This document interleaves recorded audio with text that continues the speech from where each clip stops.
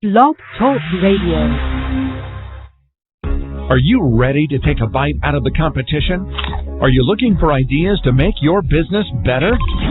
Welcome to the Core Business Show with Tim Jacquet, sponsored by Apple Capital Group.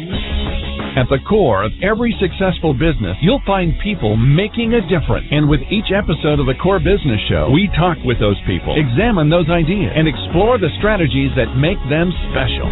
Now, the host of the Core Business Show, Tim Jacquet.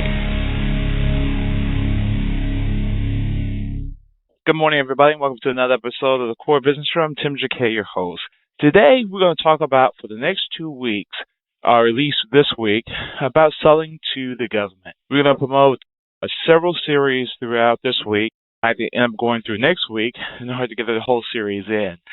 It's a lot of detailed information that if you're a business and you're looking for another avenue to sell things to businesses, to the government, here's another customer, a very good customer that pays well. So anyway, we're going to take a break real quick, and we'll come back with the show. You're listening to the Core Business Show. I'm Tim Jacquet, your host. You're listening to the Core Business Show, sponsored by Apple Capital Group. Apple Capital Group in Jacksonville, Florida, is a commercial lender that specializes in asset-based loans, equipment leasing and financing, invoice financing, commercial real estate loans, and asset-based financing in the U.S. and Canada. Apple Capital Group is a direct lender that lends on their private equity investment portfolio. 90% of most loans are decided within 2 hours, and vendor funding within 24 hours after documents are completed, with a one-page application. No slow no's, just a quick decision and a fast yes.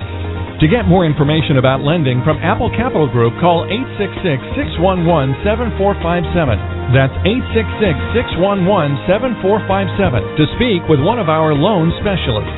Or visit us right now at applecapitalgroup.com. Welcome back to the Core.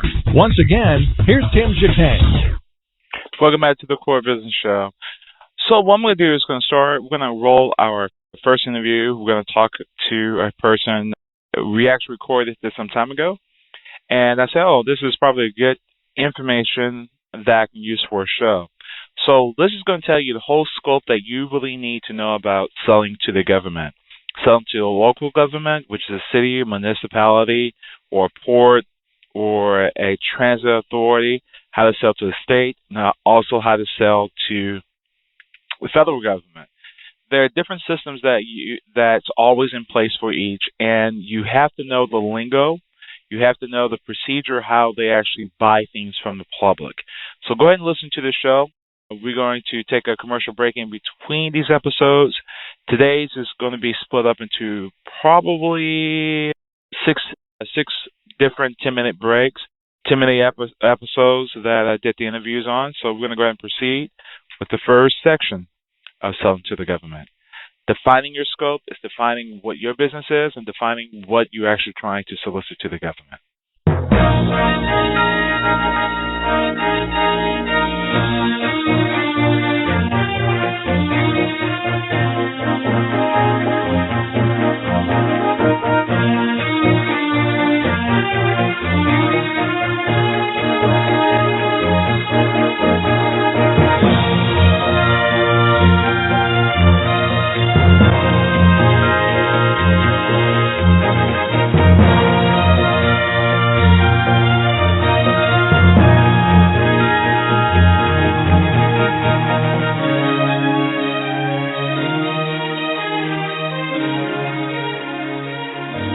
Welcome to the boot camp, and we term it a boot camp because it is rather intensive. I went through boot camp myself. Obviously, this is not going to be as intensive as that was, but it will be intensive. We're going to be asking a lot of you. We're going to be asking you to put a lot of thought into what we're presenting. So, at day one, we're going to help you assess the opportunity. Day two, we're going to show you how to do some of the marketing, and then day three, we're going to take you through some actual bid situations. First of all, you have to define the scope of what it is that you're attempting to sell to the government or find out what the government needs. And part of what we're going to show you in that is that the government buys everything. The government buys everything that any other company, any other customer buys. It isn't only aircraft and aircraft carriers and tanks and so on. They buy cleaning supplies. They buy services to improve their operations. They buy landscaping services. Everything that is sold in the marketplace, the government buys. So don't think that because it's the government, the federal government in particular, that you're not going to be able to address them, because you will be able to. We'll show you how to lay the groundwork to get to a decision maker within the government. Obviously, when you walk in the front door of an agency, the first person you meet is not going to be the person that's going to decide that they want to use your products or services. You have to know who in that agency to call on. You have to know who the decision makers are. We're going to show you how to find out who that is. And then the Federal Acquisition Regulation. You know, it's a book like this. And when I went to work for the Navy as a civilian, one of the first things they did was send me to a 2-week course, 8 to 5, with homework for 2 weeks. And we went through the regulation page by page, so that by the time I came out of that, I understood what was in that regulation. It wasn't called FAR then, it was called ASPR, Armed Services Procurement Regulation. But we'll have some more on that also later in the sessions. And then we're going to show you how to do a SWOT analysis, strengths, weaknesses, opportunities, and so on. And then we're going to show you how to analyze your organization to see what your organization is capable of and what kind of changes you might make to your organization to make it more viable in the government marketplace. There's certain things that you have to do in the government marketplace that are perhaps more restrictive than you would find in the commercial marketplace, and we'll show you how to work through those. We're also going to show you the GSA schedules, General Services Administration schedules. Now, why the government has chosen to put the term schedule there is beyond me, because it's just contract, General Services Administration contract. So every time you see that schedule, you just read that as contract.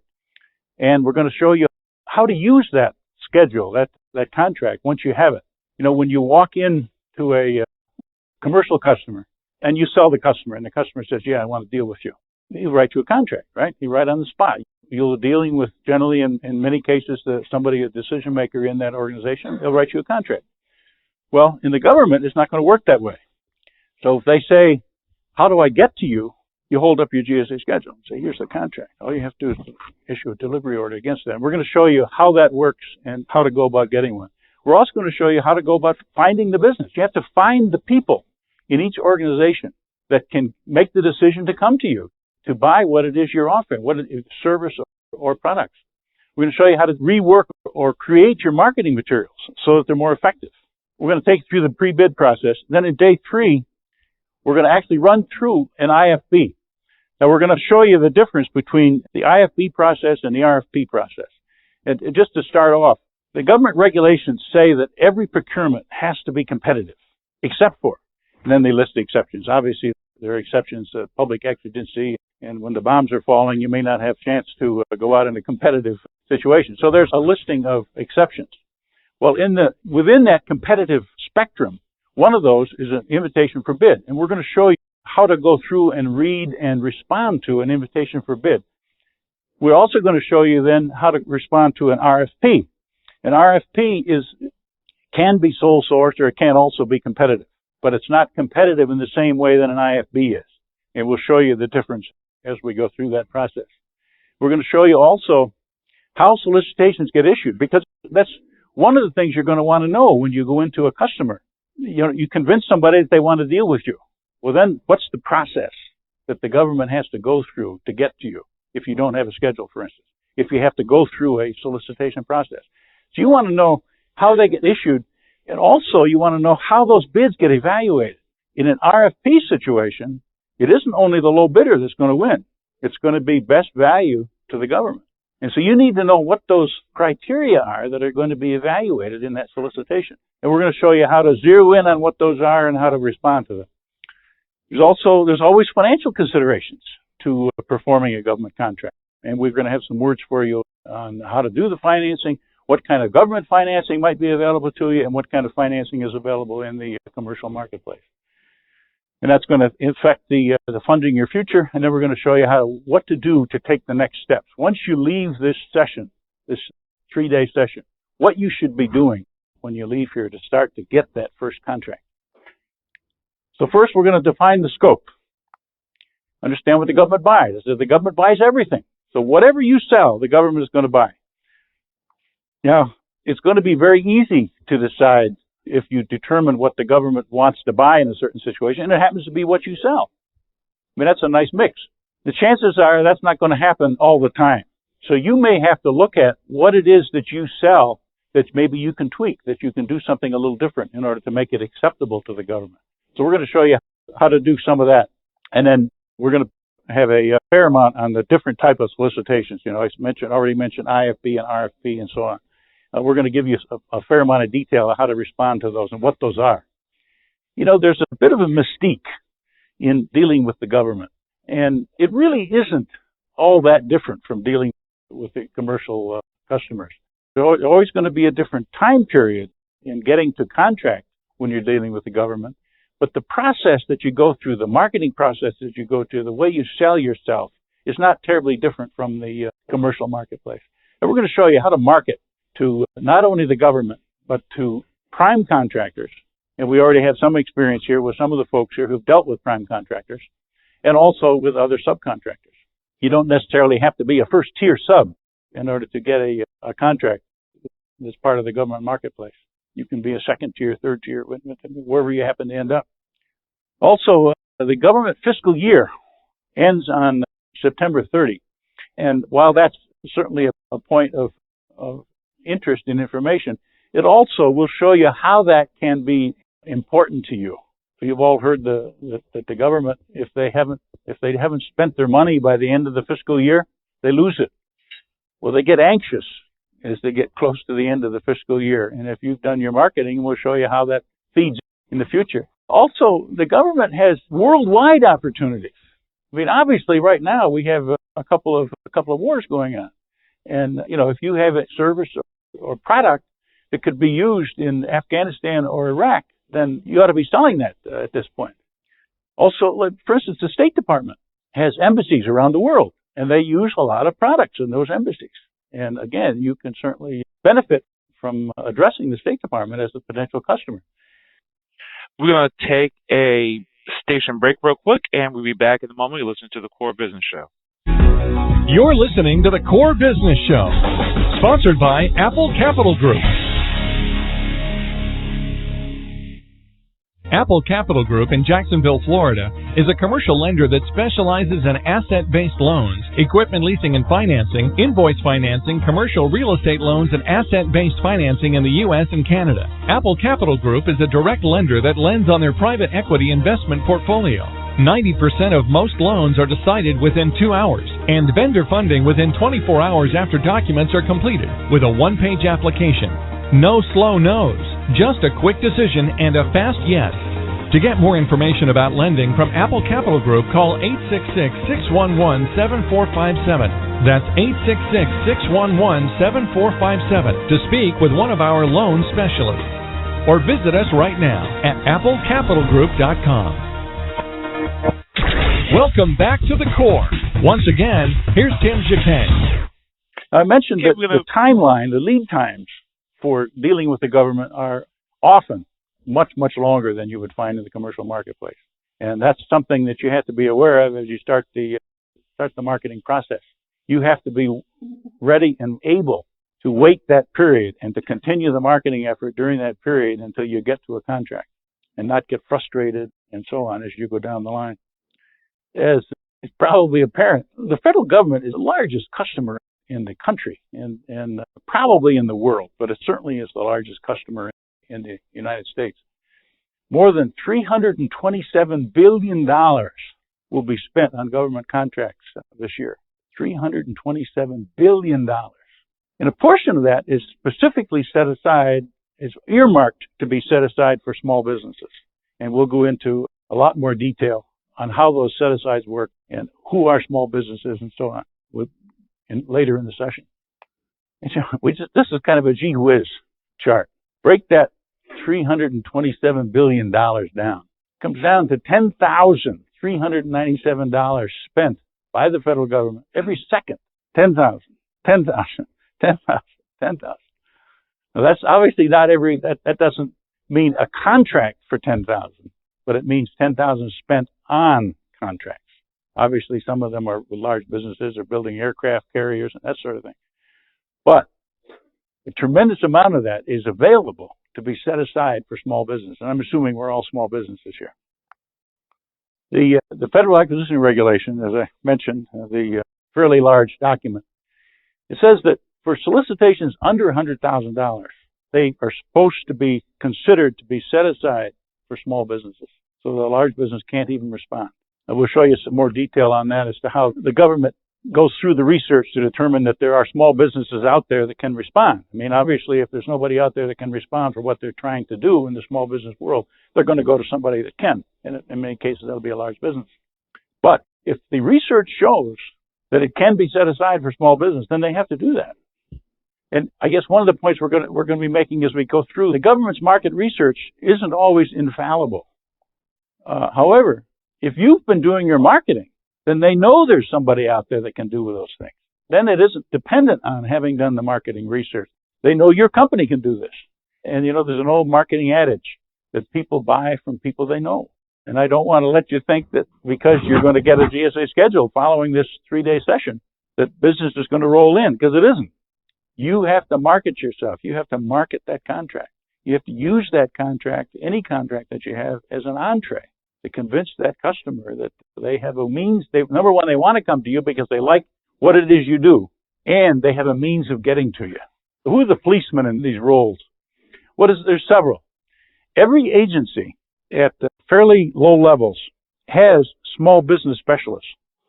And the whole process starts with the government writing what's called a procurement request, purchase request. It's a PR. When that PR goes from the originator, which normally is a technical type operation, it goes through a financial office, so it gets funded.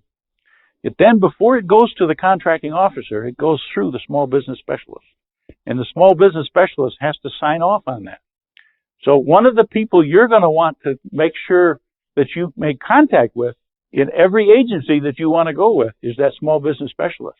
So the small business specialist knows who you are. And when that PR comes across his desk, he's going to say, yeah, there's at least one guy out there because he's been calling on me. As we mentioned, the government has very aggressive small business goals, small business set-aside goals. And their overall goal is that they'd like to see 39% of the overall procurement dollars spent with small businesses. That breaks down into a number of categories. Overall, small business is 20%. They like to have. Now we get down to small disadvantaged business and 8A firms. They like to have 6%. Do you have any women-owned firms here? Okay.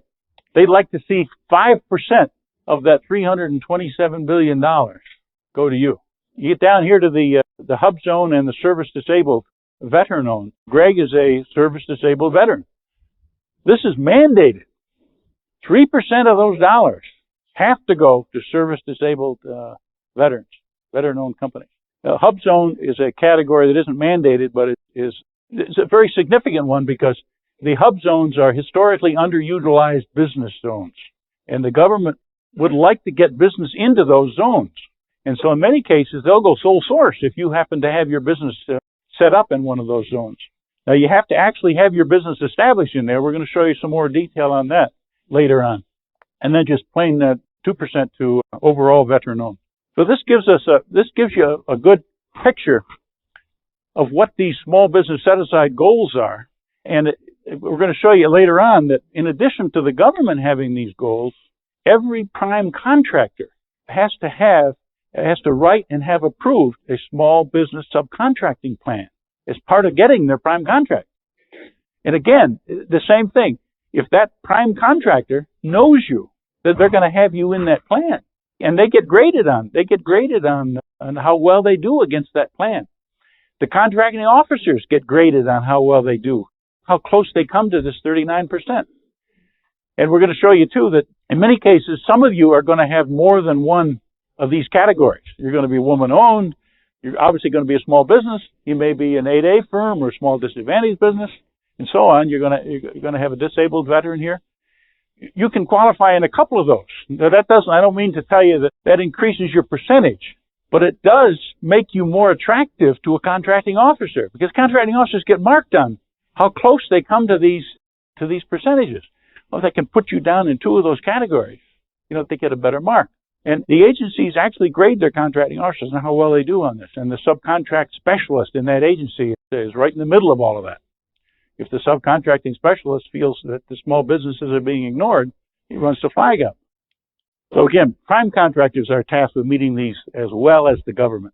Now, just as another gee whiz number, 39% of $327 billion comes out to $127.5 billion.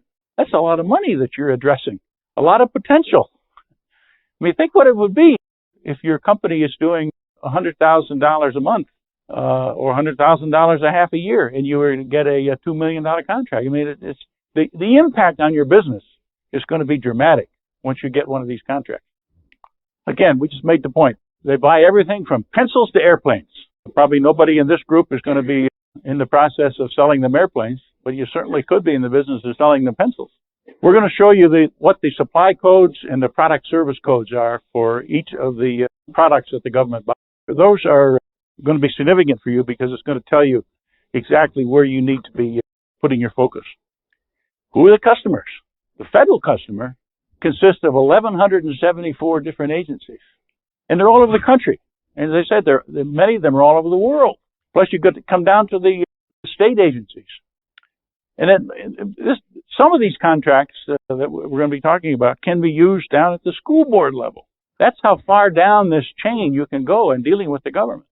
And again, we already mentioned that the large prime contractors have to meet these subcontracting goals. You're listening to the Core Business Show, sponsored by Apple Capital Group. And I spent, as I mentioned, 30 years at IBM. And one of my jobs was, when I was a procurement manager, was to go out and meet with small business symposia and present what it was that we in IBM in that particular division, the Federal Systems Division, were buying, what we were interested in procuring. And I told the attendees, the small businesses, I said, that's not because we're altruistic. It's because, number one, it's easier to deal with a small business than it is with a large business. I mean, when somebody came to IBM and they wanted to do something special, we had to go to Armonk, New York to get approval to do something special. When you're dealing with small business, you're dealing with the owner of the business. You want something special, the owner says yes or no. I mean, you know immediately whether or not you're going to be able to do it. Also, small businesses are traditionally cheaper than large businesses. I had a case down in Houston when I was down there. I'm a member of National Contract Management Association, and we had a session one time on using small businesses and dealing with NASA. And one of the companies, Philco Ford, said, well, I had this requirement, and I put it out to Joe Blow over here, and he came in, and he was 30% more expensive than what we could do it for in-house. And so I said to him, how long were your folks working on that in-house? He said, well, we've been working on that for about 18 months. And I said, how long did you give the small business guy to bid that? He said, 2 weeks. I said, you can't expect any business, large or small, to be able to respond in 2 weeks to something you've been working on for 18 months. So I use that as an example to say, number one, get in early on these projects. Do your marketing so that you have more than 2 weeks to respond. You don't get sucked into something like that, and the guy justifies, well, I couldn't award to him because it's more expensive. Almost 95% of the time, the small business is going to be cheaper than the large business, and that's going to be to your advantage when you go to these contracting officers. How do they buy? Micro purchases are under $2,500.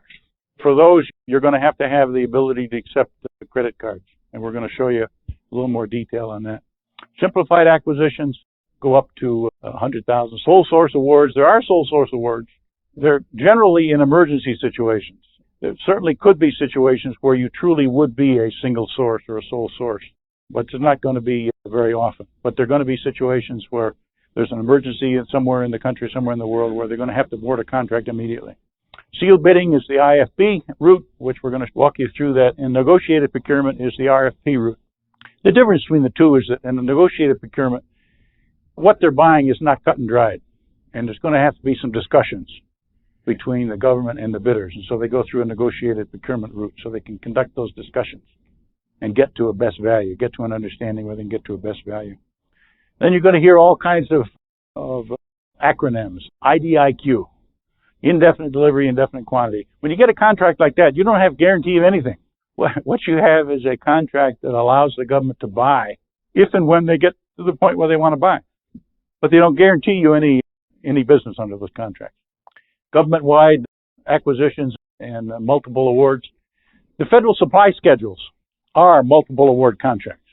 When you get a GSA schedule for whatever it is there's going to be at least one other company that has that same schedule, and you're going to come up against them in competition when you're attempting to get business.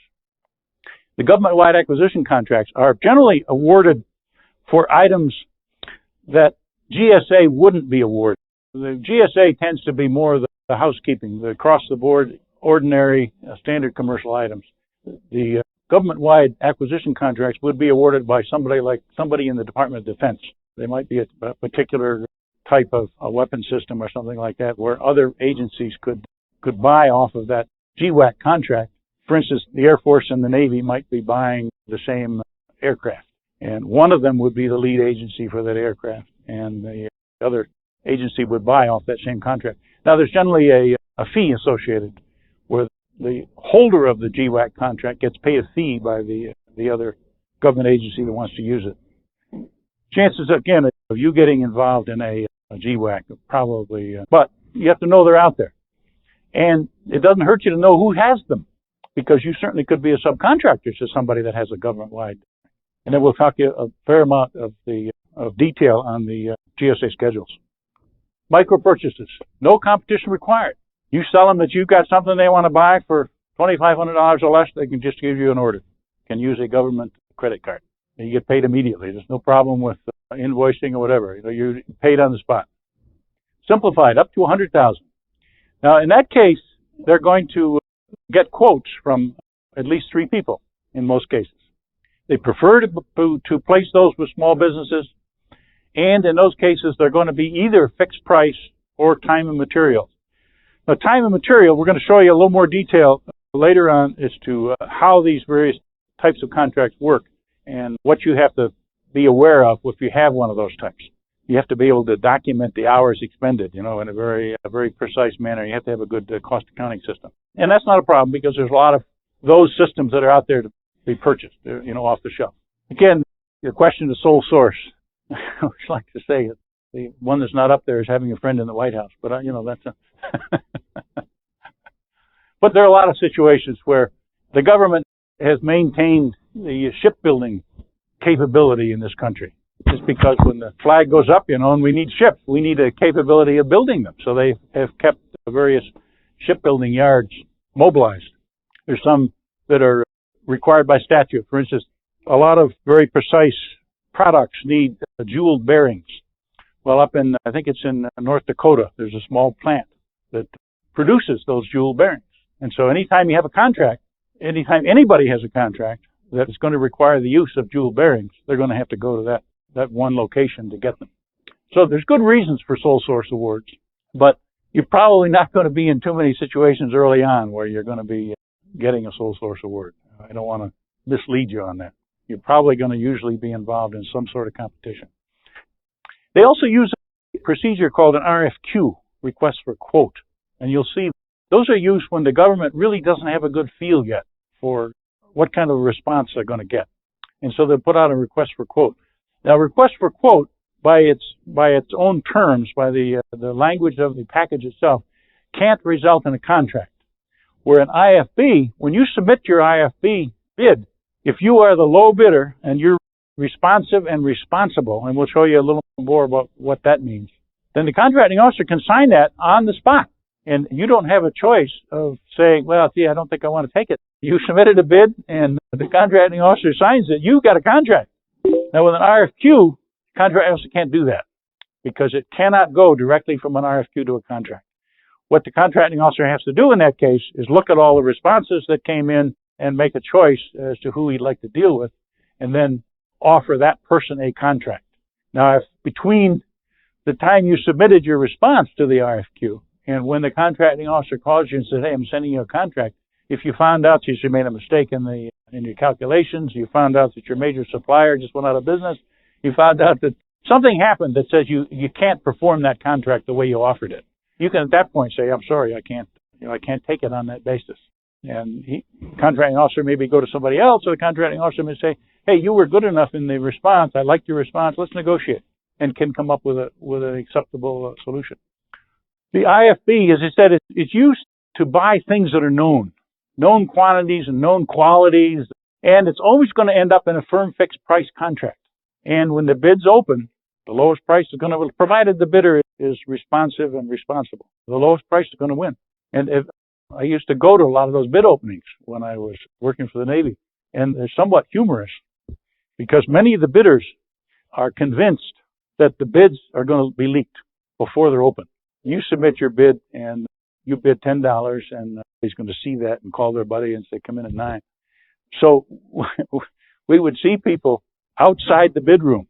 Back in those days, it was on payphone, calling to get the number to write into the bid package 2 minutes before the bids were due. And these IFBs, if the bid isn't in the bid box at the stated time on the stated date, you're not considered.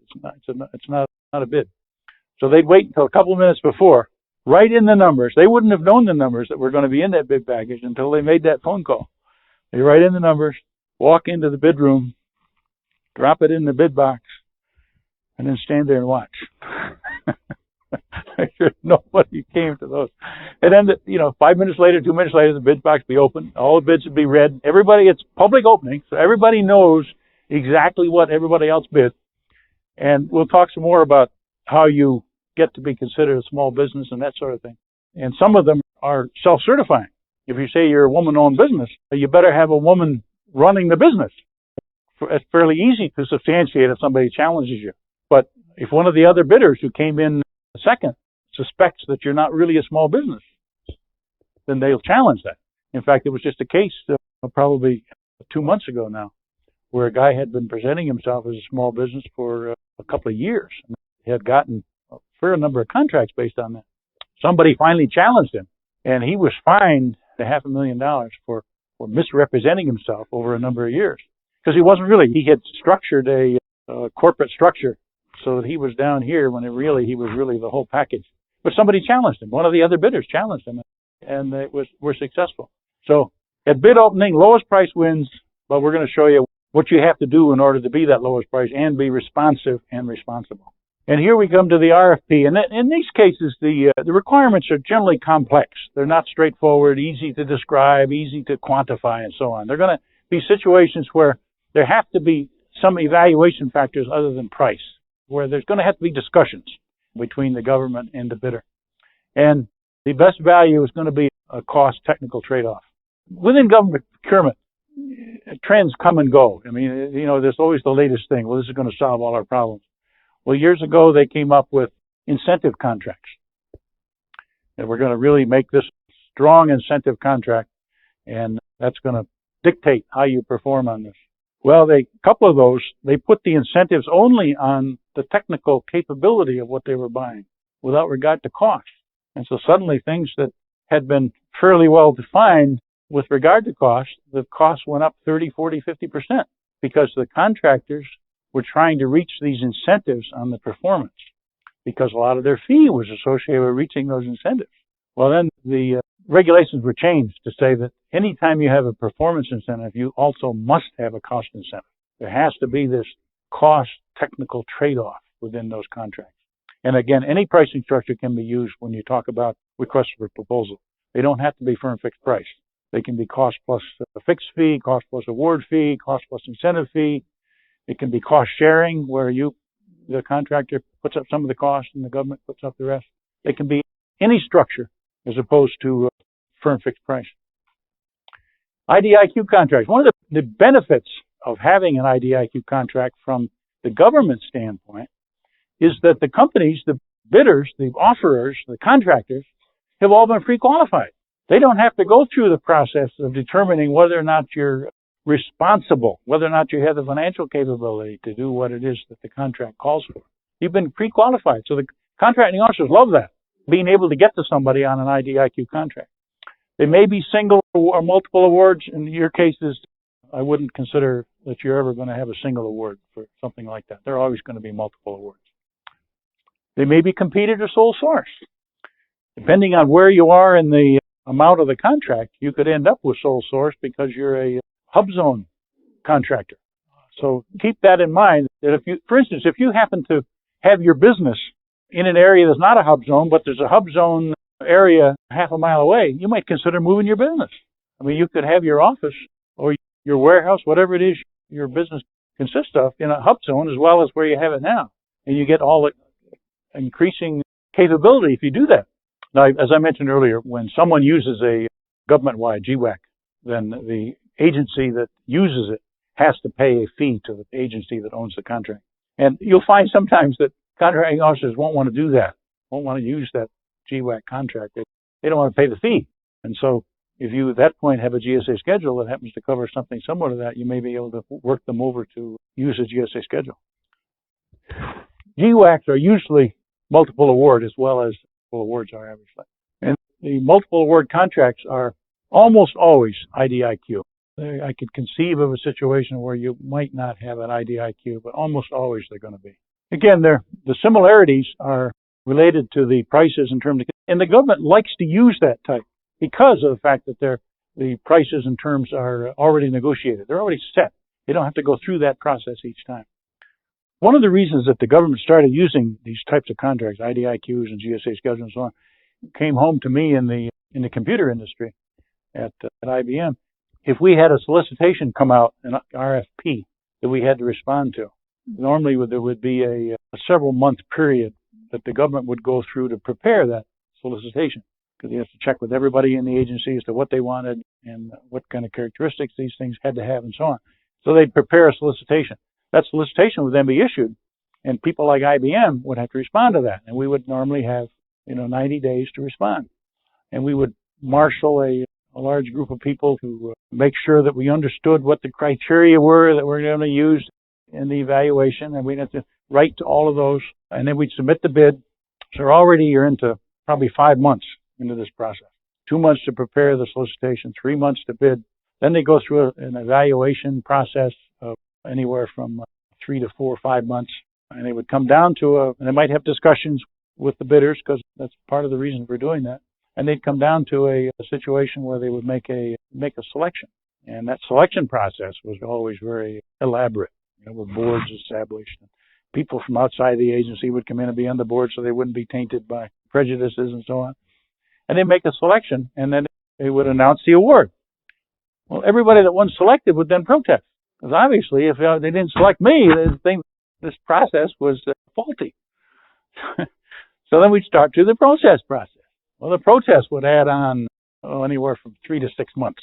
And then another award would be made, another selection. Then maybe people would have to rebid.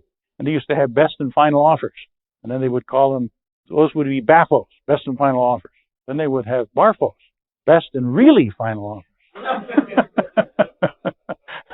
I mean, sometimes you'd go through 3 or 4 or 5 of those. You're listening to The Core Business Show, sponsored by Apple Capital Group.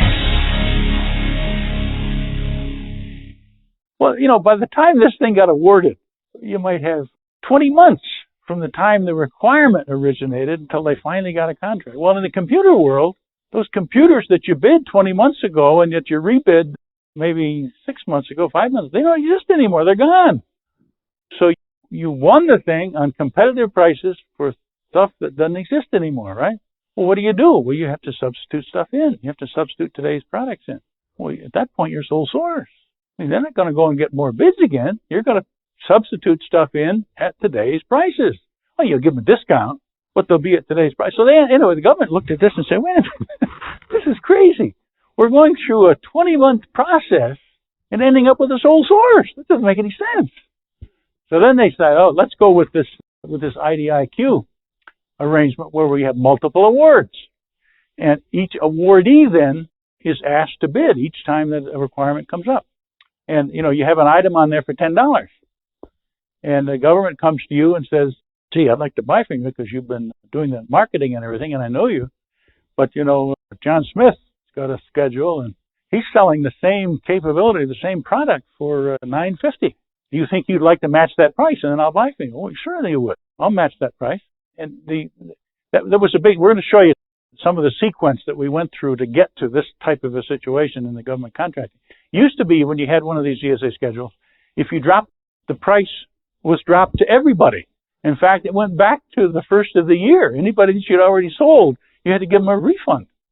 Well, they changed the rules. They changed the regulation to say that when you drop the price to a government agency, then that doesn't affect anybody else. That just means that agency got a better deal. You entered into a competitive situation and you met the competition in that situation. One time when I was a young contract negotiator with the Navy, I went out to buy a printing press. This is before the days of all the printers we have now and the computers and stuff. And we needed a printing press for use on an aircraft carrier. So we went to one of the big printing press companies to get a big, 1,000 pages per minute or whatever printer. And it was on a GSA schedule.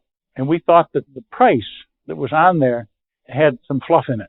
I won't go into the details of why we thought that, but we thought there was some fluff in that. And so I called the president of the company. It was, a Fortune 500 company, and told him that, we really didn't think we wanted to spend $100,000 for this printing press. We thought maybe we ought to spend about $85,000. That was more in line with what we had in mind. So I guess I can do that. So we wrote the order for $85 and sent it off. Well, that wasn't fair to him because he didn't know the terms of that contract that said now every printer for that year was $85,000. And anyone he'd already sold, he had to give $15,000 back. I never did that again. I was young at the time, and I didn't really realize what I was doing to him. That I was. Now, the difference for a multiple award contract that is not a GSA schedule is that the buying activity has to go through what's called a DNF, determination and finding. They have to justify why they want to use that contract. And part of the justification would be agreeing why that the fee that's associated with that is something that they'd like to pay because it's going to save them all the costs of going through a solicitation. But they do have to go through that DNF, and then he'd have to establish a memorandum of understanding with the agency that owned the contract. Now, that's not a impossible situation, but it is something you have to go through, and that would take a little time if you were in that situation. You'd have to anticipate that you'd have to wait till that happens. There's another technique that the government uses, a request for information, and that is purely that. They really don't know who's out there. They don't know what capabilities are in a particular area. That would be in a research and development type arena where they would want somebody to come in and tell them what they could do in a particular area. There wouldn't be normally any pricing associated with that. It would be a capability type of presentation. RFQ is a request for quote, and that's normally used when the item is fairly well defined, but they don't really know who's out there and what kind of prices they're going to get. No, see, the government is required to go through a process of determining what they expect a particular procurement to cost because they have to go into the budget process and get the funds set aside. So when it comes time to sign the contract, the funds are there to go on the contract because the government cannot sign a contract for funds that it doesn't have. Contracting officers can get locked up for that. That's a definite no. If we talked about RFP, sources sought is kind of another way of saying the request for information. And sometimes they'll put out a combined synopsis and solicitation. Maybe they're in a hurry to get responses, so they're going to put out a synopsis of what they want, and they're going to, in that same package, they're going to say, hey, give us a response, give us a bid. On RFQ, they're looking for specific dollar bids on advertised items. Again, they can't go to a contract from an RFQ, but they can certainly issue a contract following receive an RFQ. Now, you look at RFPs, and there's going to be all kinds of technical information in that package. There's going to be charts and pictures and specifications and so on that you're going to have to respond to. And we're going to have a little more detail on that. One small bit along those lines, when I worked for IBM, we had developed what we called a mail sack label reader. All the mail eventually gets put in sacks, and then those sacks get put on the truck and they get delivered to wherever they're going. And they have a little label, and that label holder has a paper label in it telling where that sack is supposed to go, and they're on these big conveyor belts. Well, people would have to pick those up, and they'd have to key in information as to where that conveyor belt ought to take that sack. And so we came up with a way of scanning that. And then the information went down the line to the conveyor, and it diverted off and dropped into the right truck. And it worked beautifully. So they said, we're going to buy those. Post office is going to buy those. So they put out an RFP solicitation, and they had the specs in there and so on. And so we submitted our bid. And again, I was a very young contract administrator at the time. We submitted our bid, and a week went by, and I called the contracting officer and I said, when will you be awarding us the contract? And the guy said, we've already awarded it. I said, gee, I haven't seen it in the mail. He said, well, it wasn't awarded to you. I said, what do you mean it wasn't awarded? We developed that product. That's our product. You can't award that to somebody else. We did. He awarded it to Fairchild up the road from you. What was wrong? He said, well, you didn't respond to one of the specification requirements. I said, which one? He said, well, there's a requirement in there that it had to sustain a drop from 15 feet.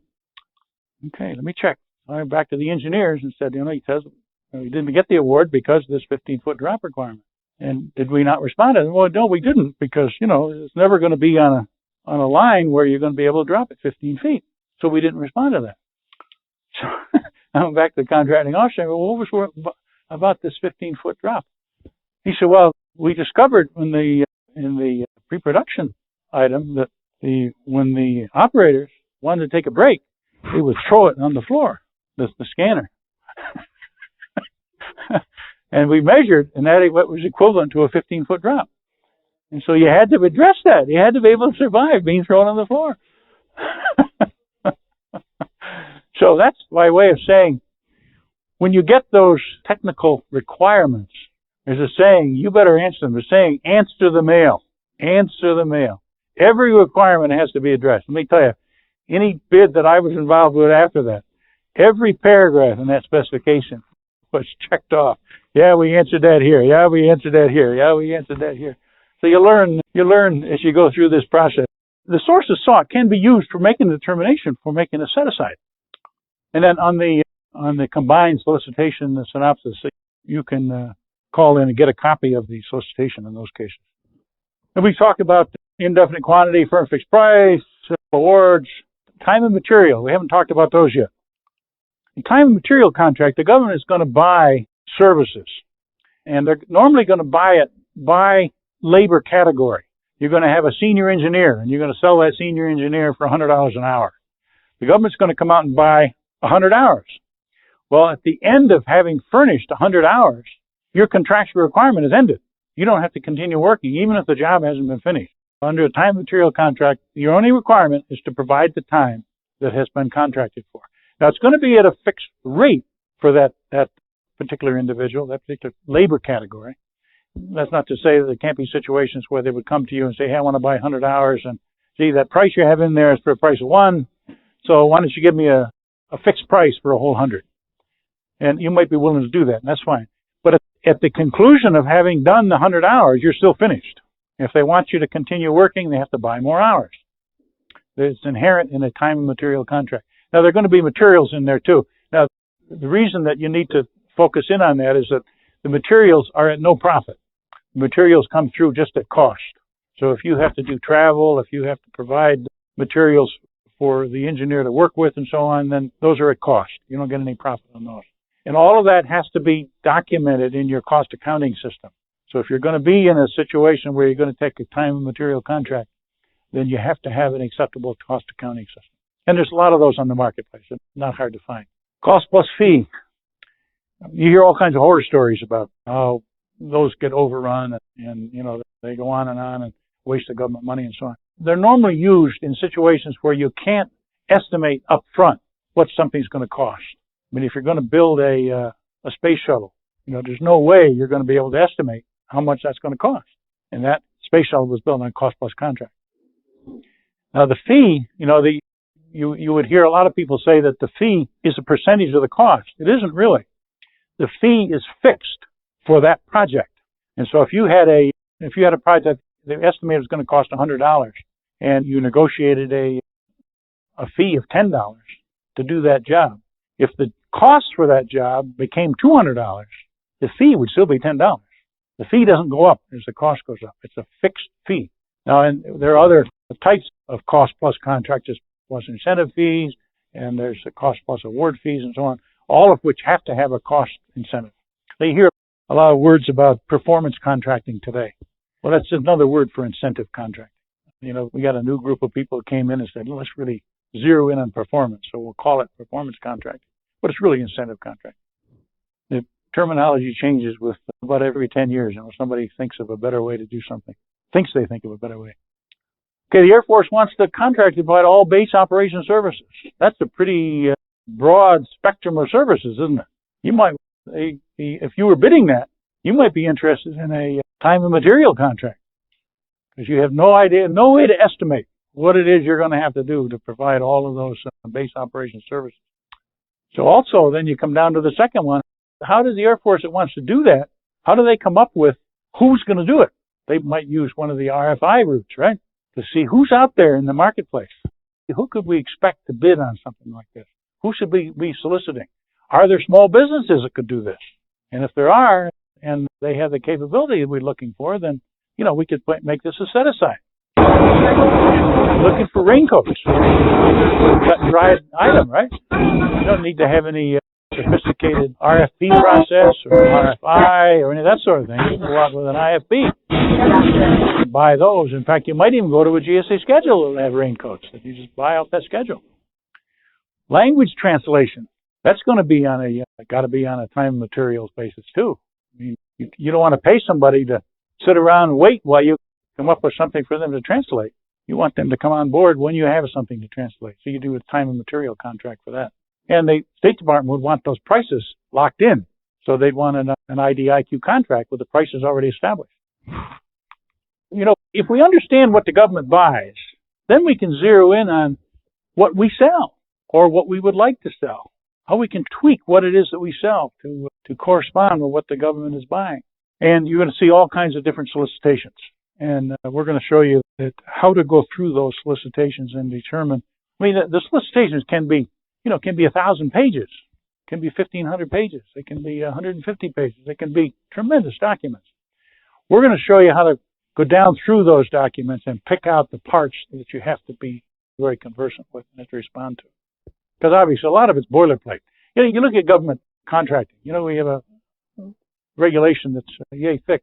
Those were all written because somebody took advantage. Somebody took advantage of the government.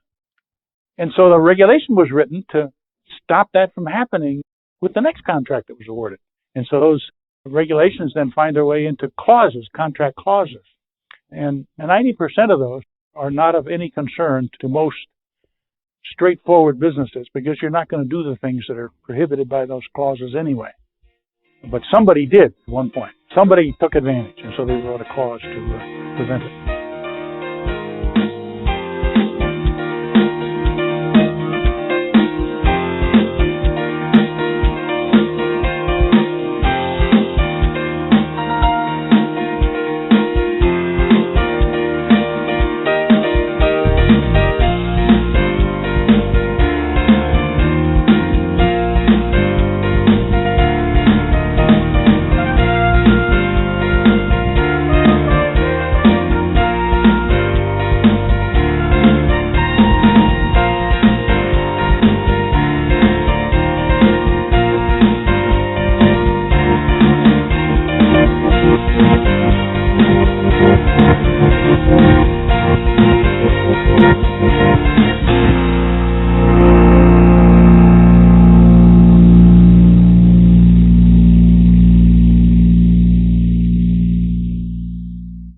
Well, that is a series of the first section that we're doing. It's called Defining the Scope, is understanding the terminology that the government uses, a local, state, and federal government uses, and looking at a contract. That gives you a basis to start from.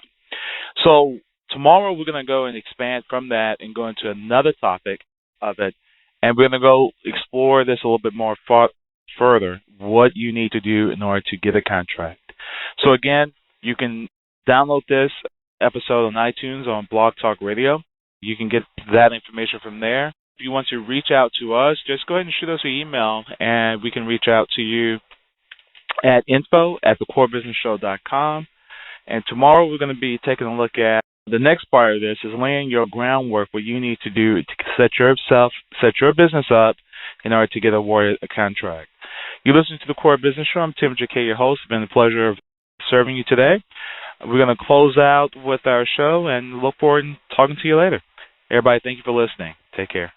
Thank you for listening to The Core Business Show with Tim J.K. For more information about equipment financing and asset-based loans, visit our website, applecapitalgroup.com. That's applecapitalgroup.com. Or call us at 866-611-7457. We hope you'll join us for our next episode. And remember, you can always get to the core via iTunes. You'll find all our previous episodes there. And thanks again for listening to the Core Business Show with Tim Jacquet.